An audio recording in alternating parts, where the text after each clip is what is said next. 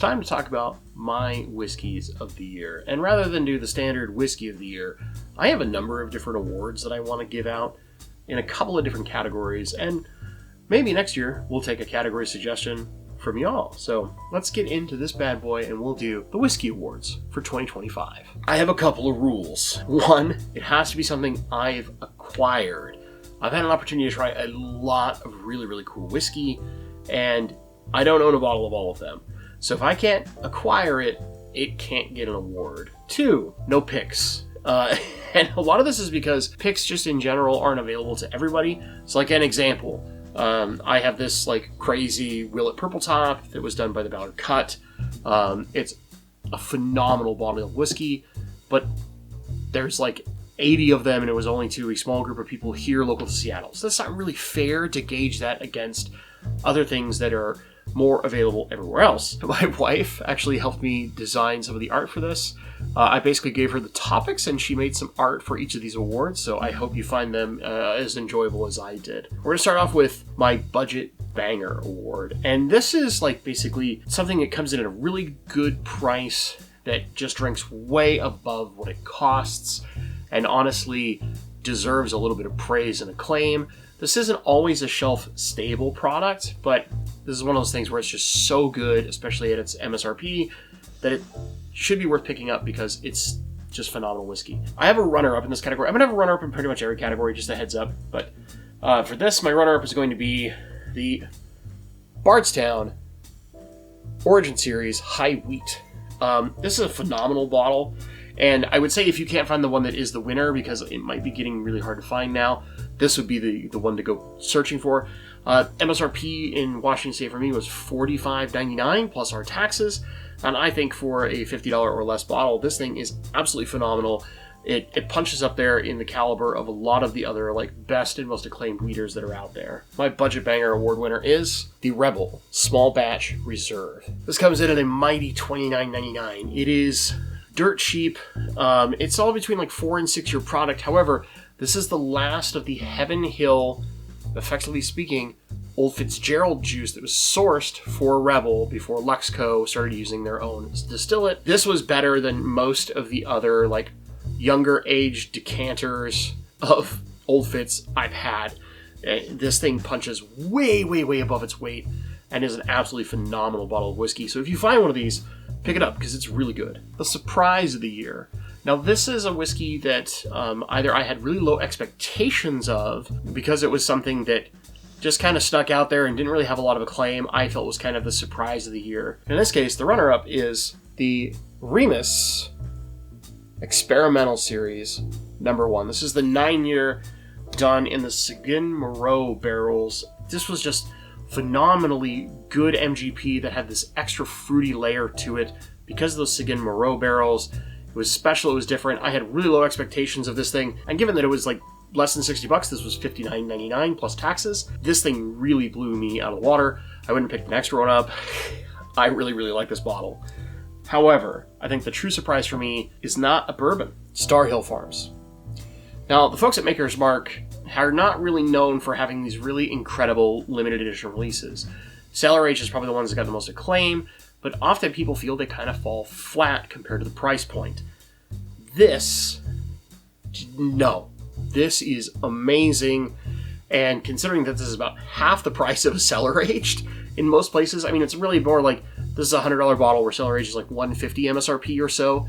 But considering this is much cheaper, and I think this is honestly significantly better whiskey than the Maker's Mark Cellar Aged any year of them, this is my Surprise of the Year winner because I had low expectations coming out of Maker's. It's $100, and then I tried this thing and it was just super fruity. It was fantastic. This thing took you for a ride. It took you on a heck of an exploration and brought a lot more to the table than I ever would have thought possible. Maker's Mark Star Hill Farms is my Surprise of the Year. I have one award that I'm going to give out, and I actually don't have a bottle of it. I know, it's because I gave it away. But I had acquired one. And this is my Fabulous Fad of the Year. And that basically means something that was kind of hyped up a lot, and a lot of places tried to do something similar, but in the end, we didn't really find ones that were worth it. And that to me is tequila finishing. I've had a number of different ones, and probably the most notorious one out there is the Angel's Envy limited edition rye that is tequila finished, but it's like a $300 bottle. It's ridiculously priced. I've just, in my experience, though I've had some good tequila finishes, and the one that I had, I gave away to a friend who really liked it. It just really was not bringing much to me. It was either there was too much tequila finish to it, and you really didn't taste the whiskey, or it really had no impact on the whiskey at all, and it was just kind of like, I'm paying extra for what? And to me, that's like the fad of the year is tequila finish. Because I feel like in general, most of us whiskey drinkers haven't really been fans of the tequila finishes. I know there's some of you out there, and if you are, let me know in the comments down below. I know I don't have a bottle for that one, but probably Angel's Envy is the real big one. I'm going to get on to my favorite possible one here, the Disappointed Dad Award. This is the kind of whiskey where you thought it was going to be great, and when you finally tried it, you just went, really? Gave it that kind of look, like a disappointed father looking at a child.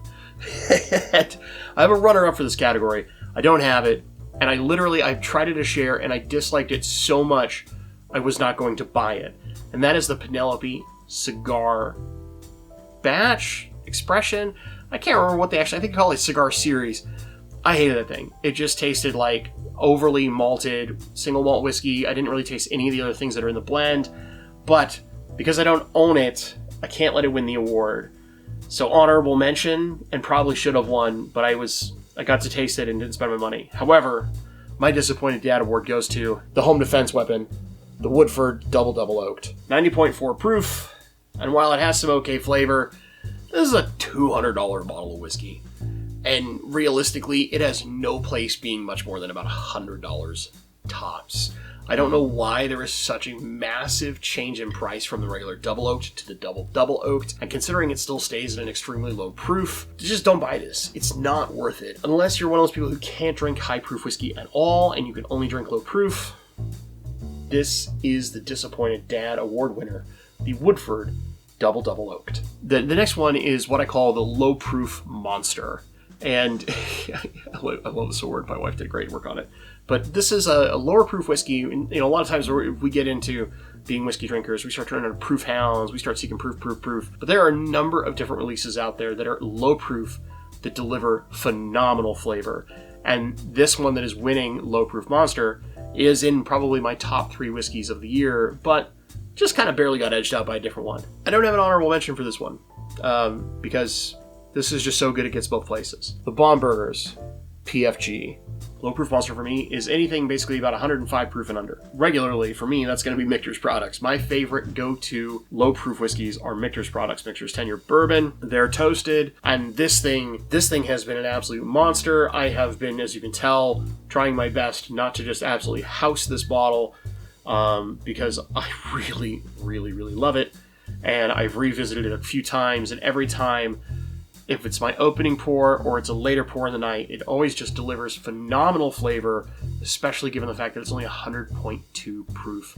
There's a reason why these things are going nutso on secondary, and why a lot of people are just really eager to see another release of PFG, because the flavor in this thing is phenomenal. It is the low proof monster. I got one last award for you before we get into whiskey of the year. And yeah, I'm going to do a whiskey of the year. I know I said we're going to do multiple, but we are going to have a whiskey of the year. And that is my distillery of the year. I really like the fact that we're seeing some distilleries not sit on their laurels and just keep putting out the same things over and over again. We've had a number of new things come out from multiple distilleries, whether it is that Star Hill Farms from Maker's Mark, whether it was the PFG that came from Michter's on the Baumburgers line, the new E.H. Taylor BTAC. I haven't even seen it, but hey, everything comes to my state super late, so who knows, maybe I'll get lucky and get one. But for me, the distillery, and I will include non-distilling producers, although this one kind of counts as both now, that is doing the most interesting stuff, Penelope. And this is the Founders Reserve. Typically, most of Penelope is MGP, and since they've been acquired by MGP, I'm qualifying them here, but maybe Distillery of the Year is not the title. We should call it Producer of the Year. You tell me in the comments down below. This Founders Reserve was basically my second place in Whiskey of the Year. This is a phenomenal and crazy BTAC level bottle that was like $200. And I know that's a lot for Penelope, but you also got to think they've had multiple releases in the estate collection. They've had the Havana, the Omega, They had a strikeout, sure, with that cigar series, but then they've also released all their different versions of pre-made old fashions, and I feel like, considering they're like a $24 bottle, and it's ready to pour at 80 proof, you just put it over some ice and call it a day, they're just doing stuff. And they're not afraid to experiment. And that's part of, I think, being acquired by MGP. That's giving them a little more capital and capability to keep pushing the edge, pushing the boundaries, doing more and more. They started releasing some of their specialty versions, like the creme brulee from their Architect or the marshmallow toast. A lot of these things that are going out all throughout the market, they're pretty widely available, and they're just knocking it out of the park with almost everyone. Yeah, not a lot of people liked the cigar series, especially not me. And there are people who weren't so big on Havana, but if you think about the number of different things that we've seen over the last year out of Penelope, nobody is touching them for the amount of stuff and interesting things they're putting out with the level of wide distribution that they have. You could argue that there's a few other companies doing some really great stuff out there. My example would be something like Dragon's Milk, but they don't have super wide distribution, so I kind of disqualified them because of that. Maybe we need to do a small distillery of the year, but that would require me probably getting a lot of stuff from people out of state, because again, I'm in Washington, there's only so much that distributes out here. So for me, distillery of the year, Penelope, and this Founder's Reserve was the like resounding hammer blow that made it so that basically nobody else stood a chance, except maybe our whiskey of the year. Let's get on to whiskey of the year. Now let me talk about what have been my best whiskeys this year. And again, the caveat being I acquired them this year, or they were released this year and I was able to get them. There are a few things that like technically released in 2024 that didn't come to Washington State until 2025. So those are the ones that I loop into 2025 because it's when it came available in my state for me in my market. I'm going to exclude things I couldn't get. For example, a lot of people are putting the William Heaven Hill that came out this year as their whiskey of the year, and it's like hands down. Well, guess what? That's distillery only. I'm in Washington. I'm not getting it Kentucky, and I'm certainly not paying the like $1,800 or whatever the F it is on secondary for that bottle. Let me talk about the ones that were in the running for whiskey of the year for me. You have the PFG, really, really good.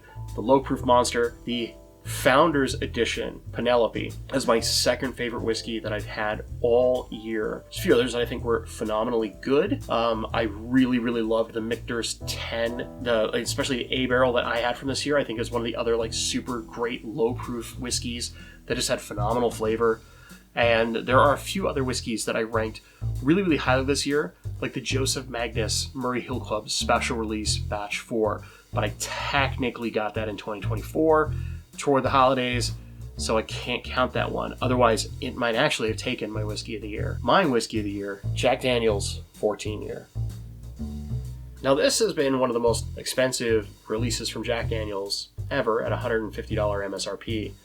However, this thing has so much flavor, it takes you on a hell of a ride, and this is possibly the best product, in my opinion, that Jack Daniel's has ever produced. I like this more than either the 2021 or the 2024 Coy Hill releases. And I've had multiple of them. I'm quite fortunate. I own several of them. But I like this more than I like either of the Coy Hills. And I feel like that says a lot because a lot of people rant and rave about the Coy Hill. This is an absolutely phenomenal whiskey, and it basically just barely edged out the Penelope Founders.